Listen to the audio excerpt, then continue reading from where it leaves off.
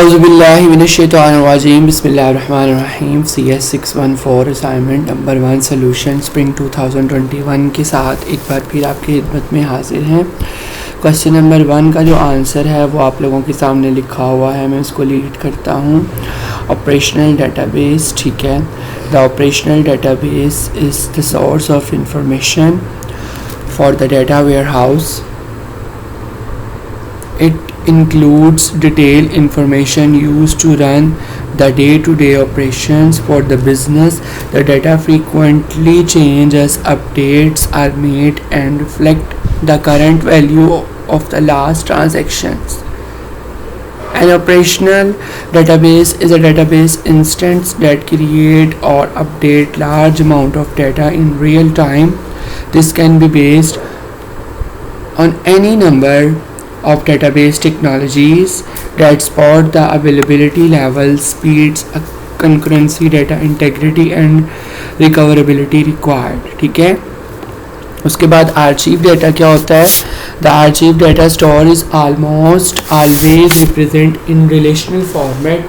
If the source can be brought back into services, data is relational. The mapping between the two is straightforward. However, some source database will not be relational and will require some work to make them relational. Data archiving is the practice of identifying data that is no longer active and move it out of production system into long-term storage system. Archival data is stored so that at any time, ठीक है। Archival data store must be managed in the long term availability। ये उसके benefit है, reduce cost, better backup and restore performance, ठीक है। उसके बाद जो है वो prevention of data loss, increased security, regulate compliance, ठीक है। उसके बाद आगे है सेमी स्ट्रक्चर डाटा, कि हमारे पास सेमी स्ट्रक्चर जो डाटा है वो क्या होता है। Semi structure data is a form of structure data that does not obey the tabular structure of data models associate with relational databases और other forms of data tables, but nonetheless contain tag or other markers to separate semantic elements and enforce hierarchies of record and fields within the data। ठीक है। Semi structure data is a combination of structure and unstructured data and shear characteristics of both. ठीक है। Semi structure data वही होता है जिसके अंदर आप लोगों के पास जो है वो दोनों प्रॉपर्टीज मौजूद हों। तो इसके अंदर CVS, XML and JSON document are semi structure document. SQL database SQL जो है वो आपके पास are considered popular to handle semi structure data. Question number 2 के आंसर की तरफ आते हैं।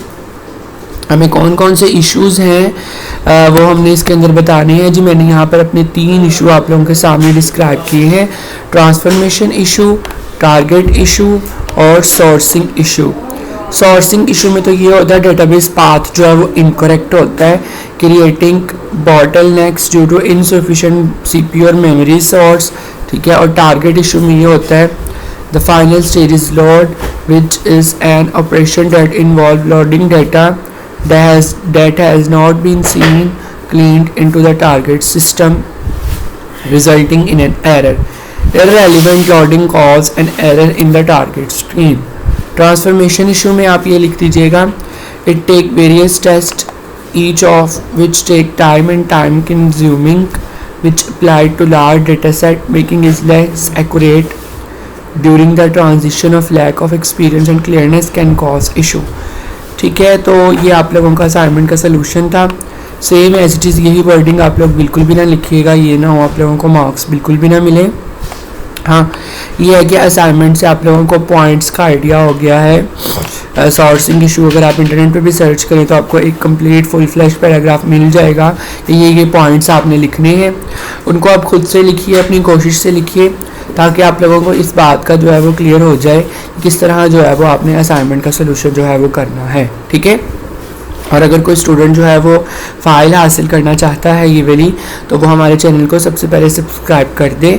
उसको जो है सब्सक्राइब करने के बाद वो कमेंट सेक्शन में कमेंट करे, फिर उसका ईमेल वेरीफाई करने के बाद जिससे उसने सब्सक्राइब किया हुआ है उसको इस फाइल का लिंक जो है वो सेंड कर दिया जाएगा। अपना बहुत सारा ख्याल रखिएगा, दुआ में याद रखिएगा। मिलते हैं नेक्स्ट वीडियो में। अल्लाह हाफिज़।